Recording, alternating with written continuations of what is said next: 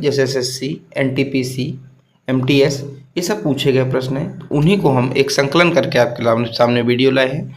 इसके पहले मैं 50 क्वेश्चन आपको करवा चुका हूं, तो आपको प्लेलिस्ट में 50 क्वेश्चन देखने को मिल जाएंगे। क्वेश्चन के साथ ही हम एक्स्ट्रा फैक्ट के साथ, ट्रिक के साथ हम चीज़ों को याद करते चलेंगे, बाद के लिए कोई भी चीज़ नहीं छोड़ेंगे। तो स्वागत है आपका। चलिए शुरू करते हैं हमारे पहले क्वेश्चन से। तो हमारा पहला क्वेश्चन है, धरती के कुल जल क्षेत्र का प्रतिशत क्या है, यानी कि धरती में कुल कितना जल पाया जाता है, उसका प्रतिशत क्या है। तो उसका सही उत्तर होगा 71, उसका सही उत्तर होगा बी, हमारे यहाँ से एकदम सही उत्तर हो जाएगा। ठीक है, अगला प्रश्न है, कौन सा महासागर सबसे बड़ा है। तो इसका सही उत्तर होगा प्रशांत महासागर। क्या, प्रशांत महासागर सबसे बड़ा है। ठीक है, आप प्रशांत महासागर की लोकेशन ये देख सकते हैं, प्रशांत महासागर। तो प्रशांत महासागर सबसे बड़ा महासागर है। ठीक है, अब एक्स्ट्रा फैक्ट की अगर बात करें तो प्रशांत महासागर कौन सा देश में स्थित है, यानी कि कौन से देश हैं जो प्रशांत महासागर क्या करते हैं, अपनी सीमा साझा करते हैं। देखिए आपको दिख रहा है कि प्रशांत महासागर है और ये देश हैं, कौन कौन से देश हैं।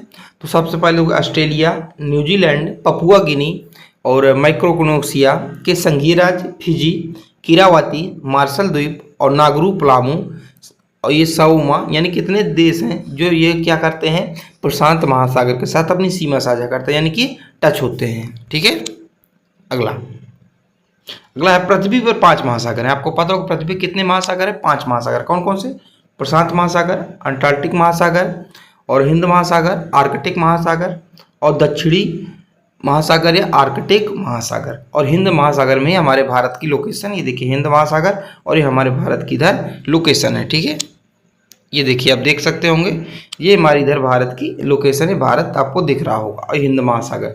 तो भारत के दक्षिण में कौन सा है, हिंद महासागर है। अगला है, माउंट एवरेस्ट की ऊंचाई क्या है। तो माउंट एवरेस्ट की ऊंचाई क्या है, ये अपडेट होता रहता है क्वेश्चन, क्योंकि माउंट एवरेस्ट की ऊंचाई अभी भी बढ़ती जा रही है। तो इसका 8848.86 मीटर इसकी ऊंचाई है। तो ऑप्शन नंबर ए हमारा इसका सही उत्तर हो जाएगा। ठीक है, अगला, माउंट एवरेस्ट किस देश में स्थित है, बहुत पूछा जाता है। तो माउंट एवरेस्ट जो है नेपाल और चीन में स्थित है। तो कुछ हिस्सा नेपाल में और कुछ हिस्सा चीन में, ये माउंट एवरेस्ट यहाँ स्थित है। माउंट एवरेस्ट को नेपाल में सागर माता के नाम से जाना जाता है, पूछा जाता है, काफ़ी पूछा जाता है। और माउंट एवरेस्ट को तिब्बत में चुलुंगमा के नाम से जाना जाता है। चुलुंगमा का अर्थ होता है पर्वतों की रानी। ठीक है, अगला है, कौन सा सागर भारत के पश्चिम में स्थित है। तो जो कौन सा सागर है जो भारत के पश्चिम में स्थित है, इसका सही उत्तर होगा अरब सागर। देखिए भारत का पश्चिम इधर हो गया, पूर्व इधर हो गया, दक्षिण नीचे हो गया।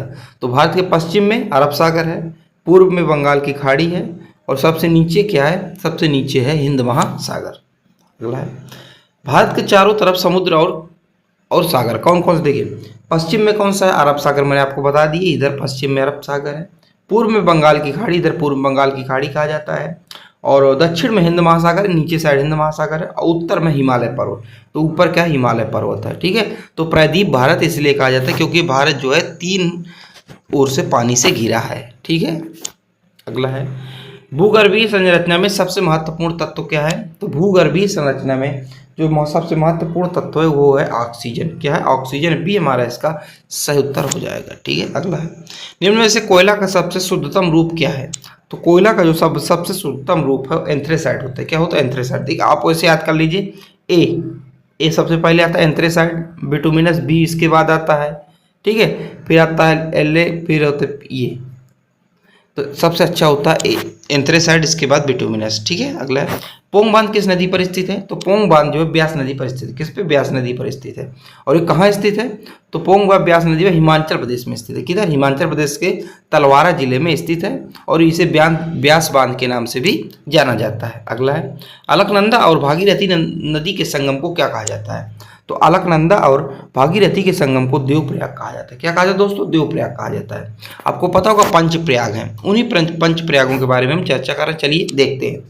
तो देवप्रयाग, भागीरथी और अलकनंदा के संगम को कहा जाता है। रुद्रप्रयाग किसे कहा जाता है, तो मंदाकिनी और अलकनंदा के संगम को रुद्रप्रयाग के नाम से जाना जाता है।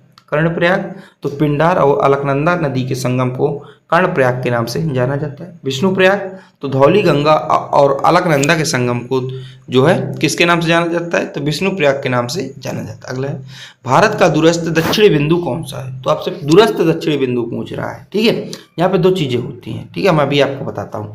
तो इसका जो हमारा सही उत्तर होगा, इसका इंदिरा पॉइंट होगा। अभी मैं आपको मैप से चारों बिंदु समझा देता हूँ। देखिए भारत के कुछ और बिंदु हैं, देखिए जैसे ये इधर, चलिए पहले पढ़ लेते फिर मैं आपको बताता हूँ।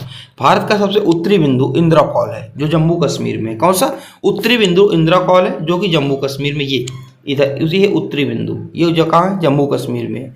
अगर फिर दक्षिणी बिंदु पूछा जाए, दक्षिणी बिंदु है कन्याकुमारी तमिलनाडु में, ठीक है। इसके बाद पश्चिमी बिंदु पूछा जाए आपसे तो पश्चिमी बिंदु गुवाहाटी गुजरात में है। इसके बाद अगर पूर्वी भी पूछा जाए तो कुबिथु जो कि कहाँ है? जो कि अरुणाचल प्रदेश में। अगर आपसे पूछा जाए दूरस्थ दूरस्थ दक्षिणी बिंदु जैसे इसमें पूछा गया तो ये आपको ये इधर बताना है, ठीक है।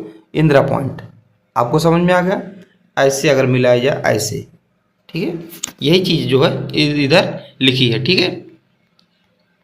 अगला है तारों के मध्य दूरी ज्ञात करने की इकाई क्या है? तो तारों के मध्य दूरी ज्ञात करने की इकाई है प्रकाश वर्ष, ये हमारे इसका सही उत्तर हो जाएगा। अगला है केरल के तट को क्या कहा जाता है? तो केरल के तट को किस नाम से जाना जाता है? तो जो केरल के तट को निम्न में से किस नाम से जाना जाता है? तो इसका सही उत्तर क्या हो जाएगा हमारा? आप लोग को बता इसको मालाबार, इसका सही उत्तर हो जाएगा। क्या होगा? मालाबार, ये हमारा इसका सही उत्तर हो जाएगा। जो केरल का तट है ये इधर, इसे कहा जाता है मालाबार तट। काठियावाड़ गुजरात के तट को, कोंकण जो है महाराष्ट्र गोवा, काटना जो है कर्नाटक के तट को, ठीक है। अभी मैं आपको चीज़ें बताऊंगा। अगला है कौन सी सुरंग इटली और फ्रांस को जोड़ती है? तो ये मोंट ब्लांक सुरंग जो है ये इटली और फ्रांस को जोड़ती है। सुरंग का क्या है? ये मुहाना है। अगला है मैगलन जल डमरू मध्य कहाँ स्थित है? तो मैगलन जो है जल डमरू मध्य किधर स्थित है? तो इसका सही उत्तर होगा option number B. Option number B प्रशांत महासागर और दक्षिण अटलांटिक महासागर में स्थित है मैगलन जल डमरू मध्य। आपको इतनी चीज़ें याद रखना है। अगला है ग्रीनलैंड किस देश के क्षेत्राधिकार में आता है? तो ग्रीनलैंड जो डेनमार्क के क्षेत्राधिकार में आता है। किसके? डेनमार्क के क्षेत्राधिकार में आता है। दुनिया का सबसे बड़ा जो द्वीप है वो उसे ग्रीनलैंड ही है, ठीक है। और दुनिया का सबसे बड़ा नदी द्वीप कौन सा? तो माजुली द्वीप है। ये दो चीज़ें आपको एकदम से याद रखनी, ठीक है। अब देखिए ग्रीनलैंड दुनिया का सबसे बड़ा द्वीप है जो महाद्वीप नहीं है, दुनिया का सबसे बड़ा द्वीप है। इसकी राजधानी क्या है? तो नुवुक इसकी राजधानी है और अटलांटिक और आर्कटिक और अटलांटिक महासागर के बीच में स्थित है, ठीक है। अगला पोंगोंग झील कहाँ स्थित है? तो पोंगोंग झील जो लद्दाख में स्थित है। कहाँ स्थित है? पोंगोंग झील जो है लद्दाख में स्थित है। ये हमारा इसका सही उत्तर हो जाएगा, ठीक है। अगला प्रश्न चलिए, निम्न में से किस ज्वालामुखी को भूमध्य सागर का प्रकाश स्तंभ कहा जाता है? स्ट्रोम्बोली ज्वालामुखी। इसको स्ट्रोम्बोली ज्वालामुखी के भूमध्य सागर का प्रकाश स्तंभ कहा जाता है। देखिए क्यों कहा जाता है इसको समझिए। जो लोग जो है भूमध्य सागर से गुजरते हैं और वो उनको रास्ता भटक जाता है, उनको पता नहीं चलता, तो वो क्या देखते हैं? नाविक जो होते हैं वो ऐसे देखते हैं, तो उनको जब ये ज्वालामुखी एक स्ट्रोम्बोली ऐसा ज्वालामुखी है जो दिन रात यानी कि हमेशा क्या होता रहता है, इसमें ज्वालामुखी निकलती है तो ये जलता रहता है। तो जो नाविक होते हैं वो समझ जाते हैं देख के कि अच्छा इस साइड भूमध्य सागर है, अच्छा यानी कि इस साइड भूमध्य सागर है, यानी कि हम इधर से जाना है या इधर जाना है, तो इसको प्रकाश स्तंभ कहा जाता है, ठीक है। देखिए इटली में है और इटली के कुछ प्रमुख ज्वालामुखी हैं। अब उसमें देखें कौन कौन से प्रमुख ज्वालामुखी हैं। तो ये जो स्ट्रोम्बोली ज्वालामुखी है ये इटली के सिसिली उत्तर में लिपरी द्वीप पर स्थित है। आपको ये द्वीप भी याद रखना, लिपरी द्वीप पर स्थित है, इटली के लिपरी द्वीप पर स्थित है स्ट्रोम्बोली ज्वालामुखी। यह लगभग 2000 वर्षों से हमेशा क्या कर रहा है? फूट रहा है, यानी कि हमेशा इससे ज्वालामुखी निकल रहा है, ठीक है। और इसके प्रकाश को जो मीलों दूर से देखा जा सकता है, ठीक है। भूमध्य सागर में और इटली में कुछ और प्रमुख ज्वालामुखी हैं जो सक्रिय ज्वालामुखी। कौन कौन से? एटना, विसुवियस, ये प्रमुख ज्वालामुखी हैं, इटली के प्रमुख ज्वालामुखी हैं। तो आपको स्ट्रोम्बोली, एटना, विसुवियस ये प्रमुख इटली के ज्वालामुखी हैं, ठीक है। अगला माजुली विश्व का सबसे बड़ा नदी द्वीप भारत के किस, यहाँ पे नदी द्वीप भारत के किस राज्य में स्थित है? असम राज्य में स्थित है। तो भारत का सबसे बड़ा नदी द्वीप क्या है? माजुली द्वीप है। इसका निर्माण कैसे हुआ है?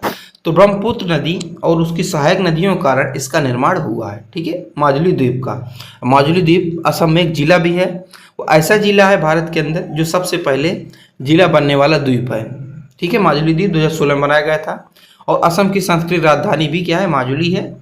और यहाँ पे एक त्यौहार मनाया जाता है, बहुत ही महत्वपूर्ण त्यौहार है, एसएससी का फेवरेट है, राष्ट्र त्यौहार यहाँ ये मनाया जाता है माजुली द्वीप, ठीक है। अगला है हिमालय के अस्तित्व में आने से पहले इसके स्थान पर कौन सा सागर स्थित था। तो कौन सा सागर स्थित था ये आपसे पूछा जा रहा है। तो इसमें टेथिस सागर स्थित, टेथिस सागर। आप एक बात समझिए, इधर से देखिए, इधर से बीच में है टेथिस सागर। क्या बीच में टेथिस सागर, ठीक है।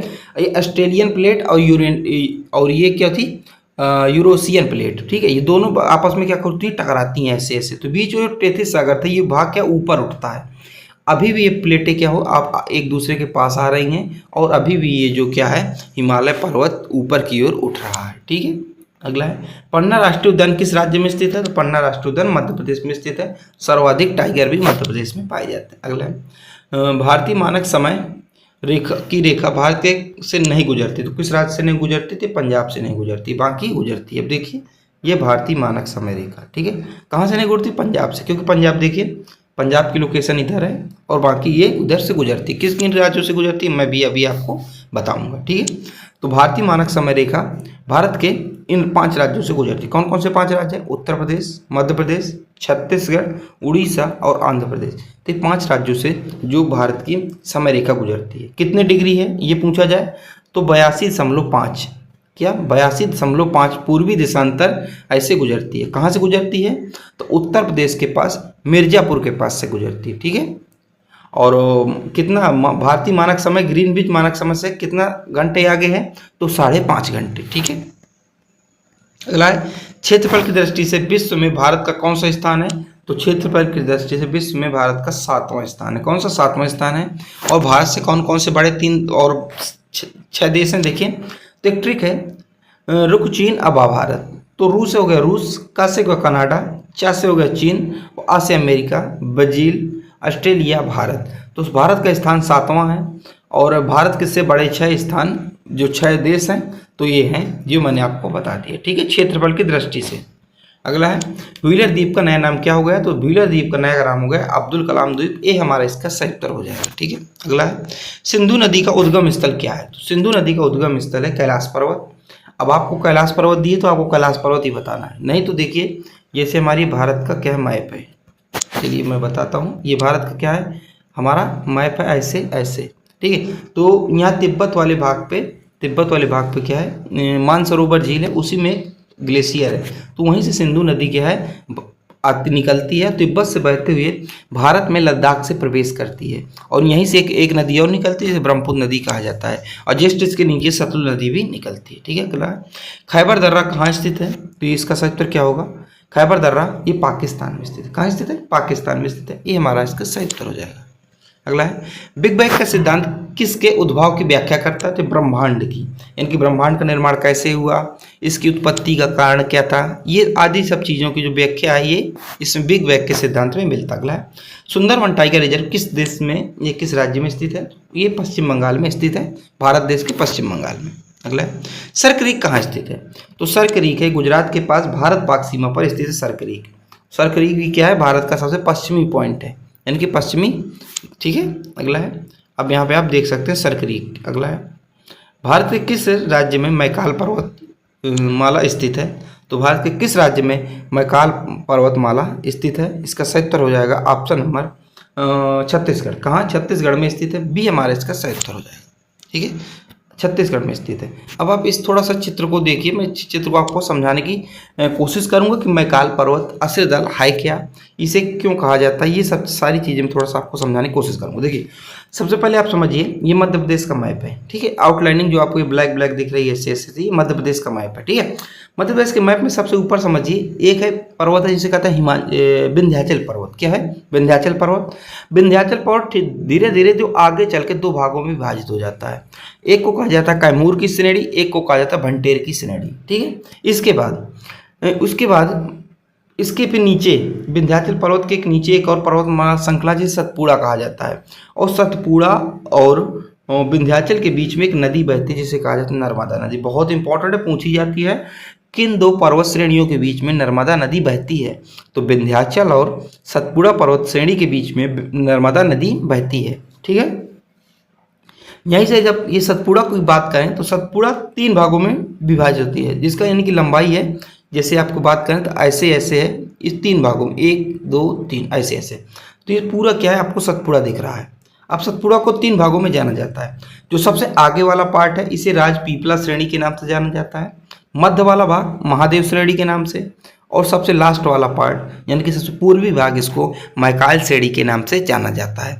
तो यही भी आपसे पूछा मैकाल श्रेणी कहाँ स्थित है, तो ये छत्तीसगढ़ में स्थित है। ठीक है, ये धीरे धीरे क्या छत्तीसगढ़ में स्थान चला जाता है। ठीक है, ये इस तरह इस प्रकार आप समझिए, यहाँ से क्वेश्चन 2-3 बनते हैं, इसलिए मैंने आपको बता दिया। अगला है संगमरमर किस प्रकार की चट्टान है, तो संगमरमर जो है कैंतरिक चट्टान है। कौन सी चट्टान है, तो कैंतरिक चट्टान है, बी हमारा इसका सही उत्तर हो जाएगा। ठीक है, अगला प्रश्न, मालवा पठार की प्रमुख मिट्टी कौन सी है, तो मालवा पठार की जो प्रमुख मिट्टी आपसे पूछा जा रहा है, तो मालवा पठार की प्रमुख मिट्टी काली मिट्टी। कौन सी है, काली मिट्टी है, और काली मिट्टी को कपासी मृदा भी कहा जाता है। अगला है किस बंदरगाह को बंटवारे का पुत्र कहा जाता है, तो काडनला बंदरगाह। कौन सा, काडनला बंदरगाह को बंटवारे का पुत्र कहा जाता है, तो सी हमारा इसका सही उत्तर हो जाएगा। अब इसका नया नाम बदल के पंडित दीनदयाल जो है दीनदयाल बंदरगाह कर दिया गया है, और ये गुजरात में स्थित है। कहाँ स्थित है, गुजरात में स्थित है। अगला है मानस नदी किस नदी की सहायक नदी है, जो मानस नदी है किस नदी की सहायक नदी है, इसका सही उत्तर क्या होगा, इसका सही उत्तर होगा ऑप्शन नंबर हमारा सी, ब्रह्मपुत्र नदी की।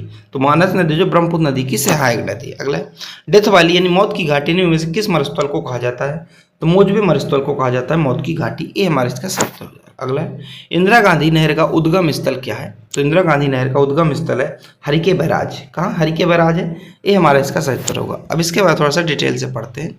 इंदिरा गांधी नहर के बारे में जुड़ी कुछ और खास बातें देखिए। इंदिरा गांधी नहर का उद्गम पंजाब के फिरोजपुर के पास हरिके बैराज से होता है। ये सतलुज नदी और ब्यास नदियों के संगम पर बना है, यानी कि सतलुज नदी और ब्यास नदी को संगम पर बना हरिके बैराज। ठीक है, और इसके भारत की सबसे लंबी नहर है, जिसकी लंबाई कितनी है, 649 किलोमीटर। तो भारत की सबसे लंबी नहर है हमारी इंदिरा गांधी नहर। सबसे पहले इसका पुराना नाम था राजस्थान नहर, लेकिन 1984 में इसका नाम बदल कर दिया गया था इंदिरा गांधी नहर। तो ये महत्वपूर्ण बातें हैं, इनको आपको याद रखना। अगला है प्रायद्वीप भारत की सबसे लंबी नदी कौन सी है, तो प्रायद्वीप भारत की सबसे लंबी नदी गोदावरी नदी। ठीक है, गोदावरी नदी।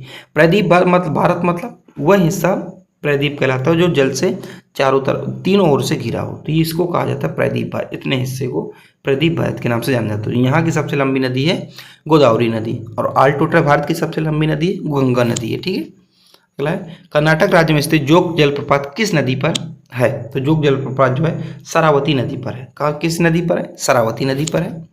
अगला है आंध्र प्रदेश और तमिलनाडु के तटीय भूभाग को क्या कहते हैं, तो आंध्र प्रदेश और तमिलनाडु के तटीय भूभाग को कोरोमंडल के नाम से जाना जाता है। किसके नाम, कोरोमंडल के नाम से जाना जाता है।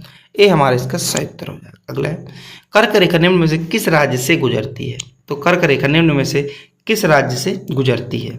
ठीक है, तो इसमें से देखिए किस किस राज्य से गुजरती है, पंजाब से नहीं गुजरती, उत्तर प्रदेश से नहीं गुजरती, और हिमाचल प्रदेश से नहीं गुजरती, तो झारखंड से गुजरती। किस, झारखंड से। आप देख सकते हैं चित्र में, मैं थोड़ा सा इसको जूम करूंगा। अब एक आप देखिए कर्क रेखा, सबसे पहले देखिए गुजरात से गुजरती, एक देश एक राज्य, फिर इसके बाद आता है राजस्थान, फिर इसके बाद आता है मध्य प्रदेश, इसके बाद छत्तीसगढ़, झारखंड, पश्चिम बंगाल, फिर इधर आप देखें तो त्रिपुरा आता है, मिजोरम। तो 8 राज्यों से जो कर्क रेखा गुजरती है।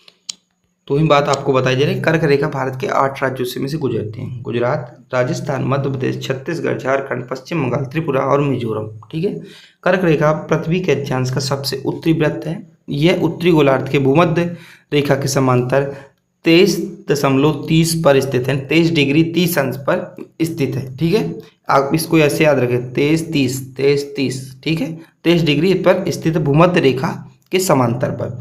कर्क रेखा, भारत में कर्क रेखा के सबसे नजदीकी शहर जो है त्रिपुरा का उदयपुर है। ठीक है, माही नदी कर्क रेखा को 2 बार काटती है। कैसे, देखिए माही नदी कुछ इस प्रकार बहती है, एक यू आकार में बहती है, तो कर्क रेखा को 2 बार काटती है, एक बार इधर काट देती है, एक बार इधर काट देती है।